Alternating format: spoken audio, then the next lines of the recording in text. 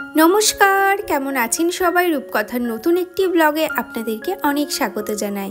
এখন বাজে সকাল ৮টা থেকে আপনাদেরকে সাথে নিয়ে আমি আমার ব্লগটা শুরু করলাম। ঘুম থেকে ওঠার পর সমস্ত যা কাজ ছিল সেগুলো কিন্তু আমার হয়ে গেছে। সকালের যা বাসি কাজ থাকে সেগুলোও করে নিয়েছি আর চাও খেয়ে নিয়েছি। আজকে আর সকালের চাটা আপনাদের সাথে শেয়ার করলাম না। আর এখানে আমি একটা লাউ কেটে নিচ্ছি, এটা কিন্তু আমাদের গাছের লাউ।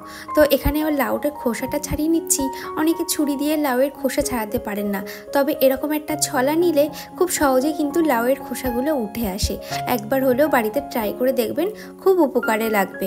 ভাবছি আজকে রান্না করে নিয়েই তারপরে ঘরের যা টুকটাক কাজ আছে সেগুলোকে কমপ্লিট করব। আর রান্নার পরে জানেন তো ঘরটাও একটু সাজাতে হবে, নতুনভাবে ঘরটাকে না গুছিয়ে নেব ভাবছি। সেই জন্য তাড়াতাড়ি করেই রান্নাটা বসিয়ে দিলাম। রান্নার কাজটা করে ঘরটাও গুছিয়ে নেব। আপনারা অনেকেই বলেছেন যে দিদি খাটের পাশে কিন্তু ড্রেসিং টেবিল রাখলে দেখতে অনেক ভালো লাগে। আমিও অনেকবার ভেবেছি জানেন তো, তবে সেইভাবে না সময় বা সুযোগ সেইভাবে কোনোটাই হয়ে ওঠেনি, সেজন্য ঘরটাকে আর মনের মতন করে সাজাতে পারিনি। আর যখন আমাদের ঘরে আমার খাটটা সেট হয় তখন কিন্তু আমি এখানে ছিলাম না, তখন কিন্তু আমি মায়ের কাছে ছিলাম। তখন আমার মেয়ের 2 মাস বয়স, তখনই কিন্তু খাটটা সেট করা হয়েছে। আর আমি যদি জানতাম তাহলে কিন্তু খাটটাকে অন্য রকমভাবে সেট করতাম, ঘরটাকে একটা অন্য রকম লুক দিতাম। তবে যেহেতু আমি ছিলাম না, সেজন্য ওই সাজানো গোছানোর ব্যাপারটা বলে দেওয়ার কেউ ছিল না, সেজন্য ওই রকমভাবেই ছিল। এবং ড্রেসিং টেবিল একদিকে, খাট একদিকে, আমার সাজার জিনিস একদিকে, স্কিন কেয়ারের প্রোডাক্ট একদিকে, সব মিলিয়ে মিশে না ঘরটা একদম এলোমেলো হয়েছিল। তো ভাবলাম আজকেই করব। আর পুজোর আগে ঘরটাকে একটু গুছিয়ে নিলে আমারও বেশ ভালো লাগবে। আজকে বড়ি দিয়ে নিরামিষ করে লাউয়ের ঘন্ট করব, আর সাথে করব ডিমের ঝোল। আর ডিম সিদ্ধ করার জন্য কিন্তু আমার এই 11 মাল্টিকুক কেটেলটা ভীষণ কাজে লেগেছে। আর এটা দেখুন, এতে কিন্তু ডিমের স্ট্যান্ড দেওয়া আছে, যে কারণে ডিমগুলো কিন্তু ভেঙে যাবে না। আর এইগুলো কিন্তু খুবই সুন্দর, দেখুন কত ইজিলিভাবে ডিমটা সিদ্ধ হয়ে গেল। জলটা পাল্টিয়ে আমি এর ভিতরে আলুগুলোকে একটু ভাপিয়ে নেব, আর 90% ভাপিয়ে নেব, তাহলে কিন্তু আমার রান্না করার সময় অনেক সুবিধা হবে। আর ডিম কিন্তু গরম অবস্থায় কখনোই খোলা ছাড়াবেন না, তাহলে কিন্তু এইরকম খুবলে যাবে। আর ঠান্ডা হয়ে যাবার পরেই চেষ্টা করবেন খোলাটা ছাড়ানো। 3 মাস আগে আমি একটা ব্লগ আপলোড করেছিলাম, ভোর 4:30টায় উঠে অফিসের রান্না, সংসারের কাজ আমি কিভাবে একা হাতে ম্যানেজ করি। সেই ভিডিওটাতে আপনারা অনেক ভালোবাসা দিয়েছেন, থ্যাংক ইউ সো মাচ। এবং ওই ভিডিওতে অনেকেই কমেন্ট করেছেন, অনেকের একটা ভুল ধারণা রয়েছে। অনেকেই আমাকে লিখেছেন যে দিদি ঘুম থেকে উঠে বাসি কাপড়ে কখনোই রান্নাঘরে যাবেন না এবং সংসারের কাজ করবেন না। তো প্রথমত আমি সেই ভুলটা ভেঙে দেই। আমি ঘুম থেকে ওঠার পরেই কিন্তু আমার ড্রেসটাকে চেঞ্জ করে নিই, দেন তারপরে কিন্তু আমি ব্লগটা স্টার্ট করি। বাসি কাপড়ে বা বাসি গায়ে কিন্তু আমি কখনোই সংসারের কাজ শুরু করি না। আমি ঘুম থেকে ওঠার পরে ড্রেস চেঞ্জ করি, তারপরে নিজে ফ্রেশ হই। একটা বোন আমাকে কমেন্ট করেছে, দিদি আমার নামটা নিও, আমার নাম সম্পূর্ণা গাঙ্গুলি, তোমার কাজগুলো খুব সুন্দর হয়। থ্যাংক ইউ সো মাচ, এইভাবে আমার পাশে থেকো। রিমা দাস দিদিভাই আমাকে কমেন্ট করেছে, দিদি ননস্টিকি কড়াই পরিষ্কার করা বলো। অলরেডি কিন্তু আমি এই নিয়ে একটা ভিডিও বানিয়েছিলাম, তবুও তোমার সুবিধার্থে আমি একটু বলে দিই। ননস্টিকি কড়াইয়ের মধ্যে একটু ভিনিগার, একটু লেবু দিয়ে ডলবে, তাহলেই কিন্তু ননস্টিকি কড়াই খুব সুন্দরভাবে পরিষ্কার হয়ে যাবে।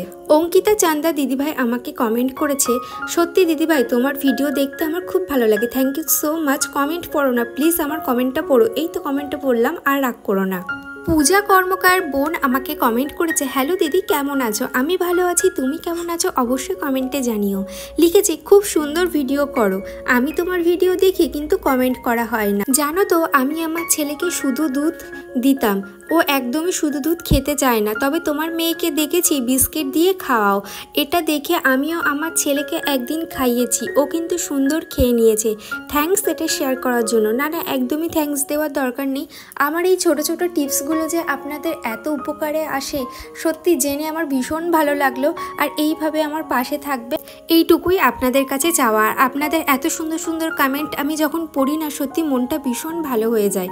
পুচকু গুড্ডি আমাকে কমেন্ট করেছে, খুব সুন্দর প্রতিদিনের মতো। মনটা খারাপ চারিদিকে নিউজ শুনে, সত্যি তাই, চারিদিকে যা হচ্ছে বা এগুলো দেখে না নিজেদের না লজ্জা লাগছে যে এই রকম সমাজে আমরা বাস করি। যাই হোক, তোমার ভিডিও দেখে মনটা ভালো হয়ে গেল, থ্যাংক ইউ সো মাচ। আর পুচকু গুড্ডি আমাকে একটা সাজেস্ট করেছে, সেটা হচ্ছে দিদি তুমি একটা ওয়াশিং মেশিন নেওয়ার কথা ভাবতে পারো।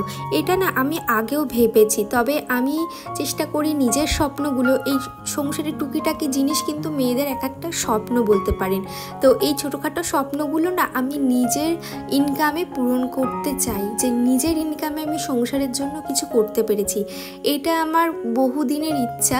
তো দেখি আপনারা পাশে থাকবেন, আর ভগবানের আশীর্বাদে, আপনাদের আশীর্বাদে আমি যেন আমার এই ছোট ছোট স্বপ্নগুলো পূরণ করতে পারি। আর এদিকে আপনাদের সাথে কথা বলতে বলতে ঘরটাও ঝাঁট দিয়ে নিলাম। ওপরের ঘরটা ভাবছি আজকে আর মুছবো না, নিচের ঘরটাই মুছে নেব। অর্পিতা দিদিভাই আমাকে কমেন্ট করেছে, লাইক দিয়ে ভিডিও দেখতে স্টার্ট করলাম, তোমার হাতের ঘুগনি দেখে আমার জিভে জল চলে এলো, থ্যাংক ইউ সো মাচ। আর একদিন আমাদের বাড়িতে চলে আসো, আমি তোমাকে ঘুগনি করে খাওয়াবো। আর একটা দিদিভাই আমাকে কমেন্ট করেছে, দিদিভাইয়ের নাম পাপিয়া। দিদিভাই লিখেছে, তোমার ব্লগগুলো একটু বড় করার চেষ্টা করো, দেখতে দেখতে যে কখন শেষ হয়ে যায় বুঝতেই পারি না, খুব ভালো লাগে তোমার ব্লগ দেখতে, আমি ওয়েট করে থাকি তোমার ব্লগের জন্য। আর হ্যাঁ, তোমার বাড়িতে কে কে আছে প্লিজ জানিও। আমার বাড়িতে আছে আমি, আমার হাজব্যান্ড, আমার জ্যাঠা শ্বশুরমশাই, আমার ছোট্ট মেয়ে এবং আমার শাশুড়ি মা, আমরা এই কজনই থাকি। আর রিসেন্ট কিন্তু আমার শ্বশুরমশাই মারা গিয়েছেন। আর তুমি যে আমার ভিডিওর অপেক্ষায় থাকো, এটা শুনে আমার ভীষণ ভালো লাগলো, থ্যাংক ইউ সো মাচ, এইভাবে আমার পাশে থেকো। শালিমা খাতুন দিদিভাই আমাকে কমেন্ট করেছে, তোমার ভিডিও আমার খুব ভালো লাগে, তোমার ভিডিও দেখে আমি অনেক কাজ শিখেছি, আমার নামটা নিও, আমার নাম মিলি, এভাবেই এগিয়ে যাও, থ্যাংক ইউ মিলি। আর তোমার অ্যাকাউন্টের নাম আছে শালিমা, সেই জন্য শালিমাই বললাম, তো এবার থেকে তোমাকে মিলিই বলবো। আর এতটা ভালোবাসার জন্য, এতটা সাপোর্ট করার জন্য, এবং আমার থেকে যে তুমি অনেক কাজ শিখেছো, এটা জেনে আমার ভীষণ ভালো লাগলো। তুমিও ভালো থেকো আর এরকমভাবে আমাকে কমেন্ট করতে থেকো।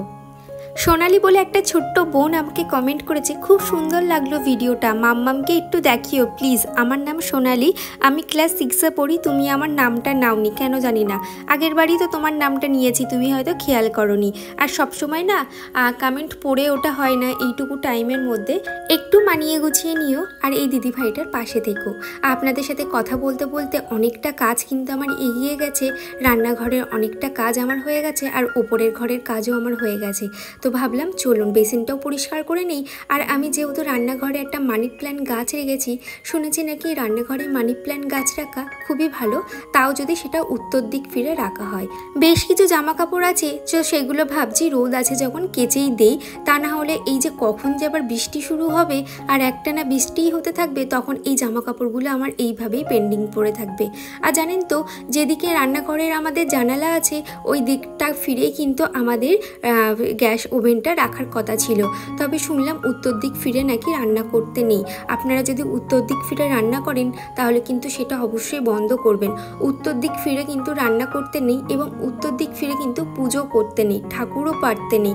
তো এটা আমি জানতাম না, এটা আমি অনেকের মুখে শুনেছি, এবং আমার বাড়ির পাশে যে ঠাকুমা আছে, আমার শাশুড়ি মা আছে, সবাই কিন্তু এই একই কথাই বলে। তো তাদের কথাও একটু মেনে চলা উচিত সংসারের মঙ্গলের জন্য। আপনারা কি বলেন? মার্জিনার্স ওয়ার্ল্ড দিদিভাই আমাকে কমেন্ট করেছে, খুব ভালো লাগলো তোমার সব কাজগুলো, লাইক দিয়ে পুরো ভিডিওটা দেখে নিলাম, থ্যাংক ইউ সো মাচ দিদিভাই, এইভাবে আমার পাশে থেকো। আর দেখুন, যা সমস্ত জামা কাপড় আজকে আমি কেচে দিয়েছিলাম, শুধু বেড কভারটাই শুকিয়ে গিয়েছে, আর বাদবাকি সবই ভিজে আছে। এদিকে আমার জন্য চা করে নিয়েছি সন্ধ্যেবেলা, আর মাম্মামের জন্য দুধ। তাহলে চলুন আজকের মতন ভিডিওটা আমি এখানেই শেষ করছি, দেখা হচ্ছে নেক্সট ভিডিওতে, টাটা।